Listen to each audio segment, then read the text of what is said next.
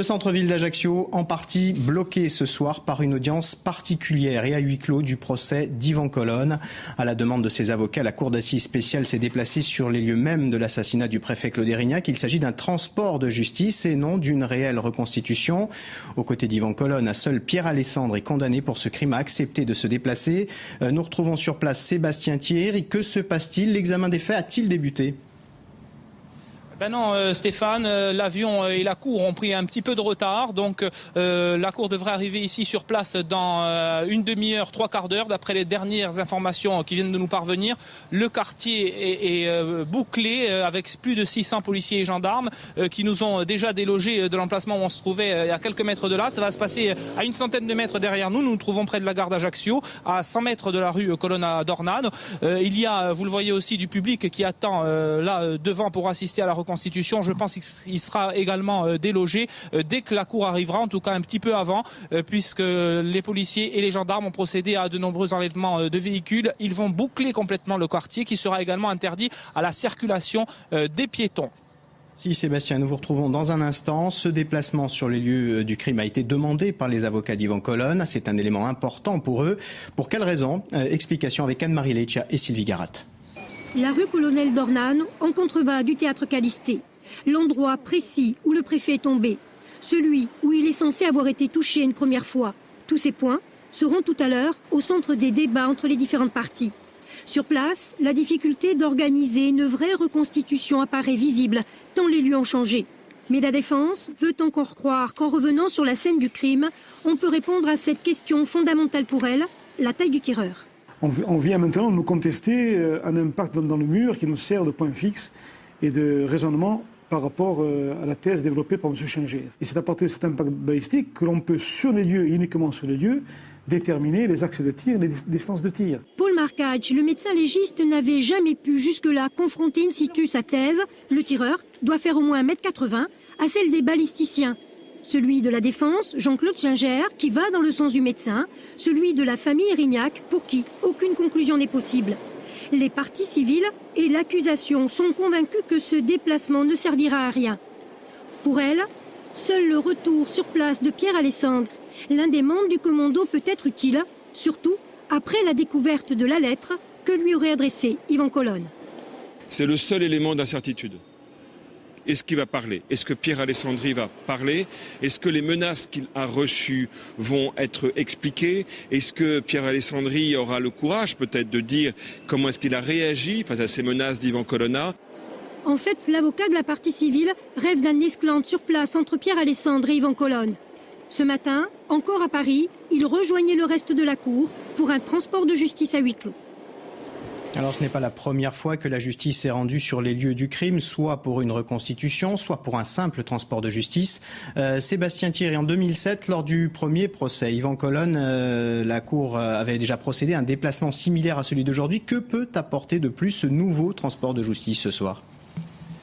En 2007, les magistrats s'étaient contentés de venir sur place, voir les lieux à Pietrosé là, et ici sur le site de l'assassinat. Ils ne les connaissaient qu'en photo jusqu'alors. Alors ça aura également cet intérêt-là, l'intérêt de comprendre et de voir de quoi on parle. Ce sera un des intérêts cette année aussi. Mais on ira bien au-delà parce que pour la première fois, 2 balisticiens seront sur place. Ils seront confrontés à l'expert légiste Paul Marcage pour savoir, pour éclaircir le débat sur la taille du tireur. Il y aura aussi Pierre Alessandre. Il s'accuse d'être l'assassin depuis 2004. Il a livré des détails, des nouveautés à la Cour cette année, même si depuis cette lettre découverte vendredi dernier et attribuée à Yvan Colonne, sa parole est soumise à caution, notamment par la partie civile et le ministère public. Les détails qu'il pourrait livrer ce soir seront confrontés à la réalité du terrain pour voir si ce scénario-là, ce nouveau scénario peut être possible, s'il y avait bien 2 hommes ou 3 hommes dans la rue ce soir du 6 février 98, comme le soutient l'accusation.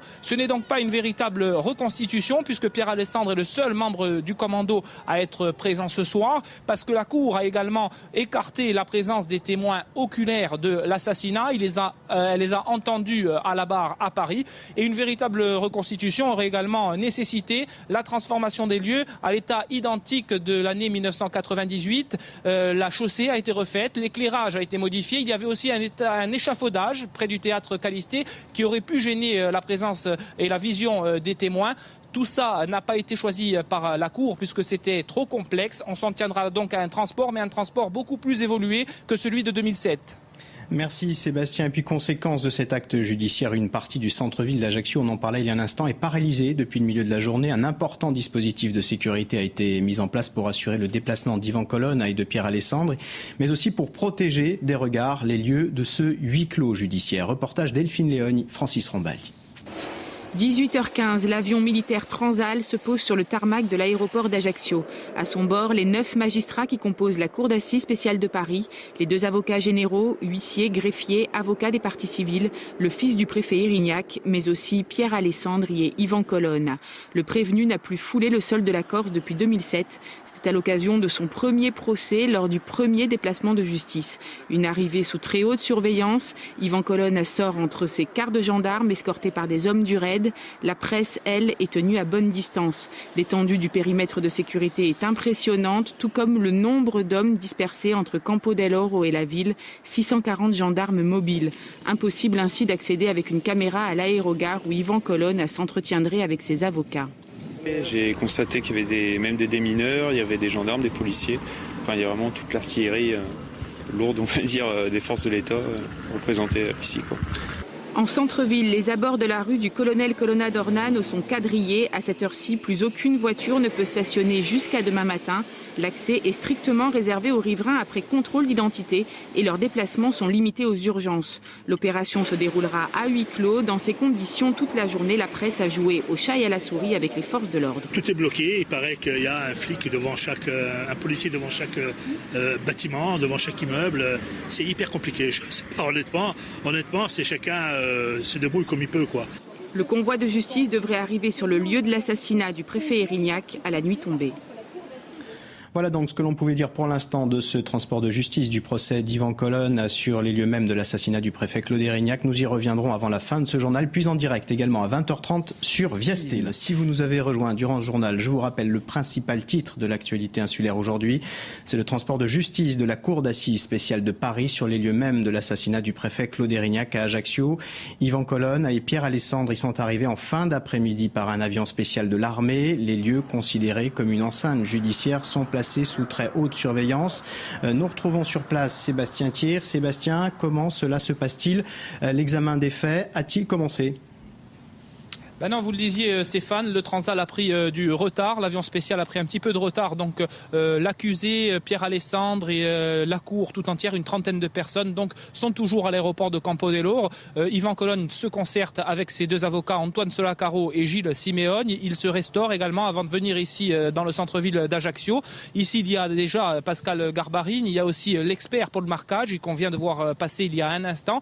La reconstitution, le transport sur site va se passer ici à une centaine de mètres dans la rue Colonna d'Ornano, juste derrière nous. Le périmètre de sécurité vient il y a 2 minutes d'être élargi par la police qui se prépare, mais pour l'instant la circulation n'est pas encore coupée.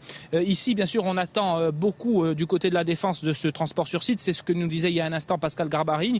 Bien sûr des nouvelles déclarations de Pierre Alessandri qui s'accuse d'être le tireur. Il a dit qu'il ne referait pas les gestes mais est prêt à donner un certain nombre de détails qui seront confrontés à la réalité du terrain. Yvan Colonna pourrait également prendre la parole, participer à l'audience en posant des questions et en donnant plusieurs observations. C'est ce que nous a dit à l'instant Pascal Garbarine. Voilà, donc on attend donc que ce transport commence. Il devrait commencer aux alentours de 20h30 et on vous fera suivre tout ça en direct sur Viastel.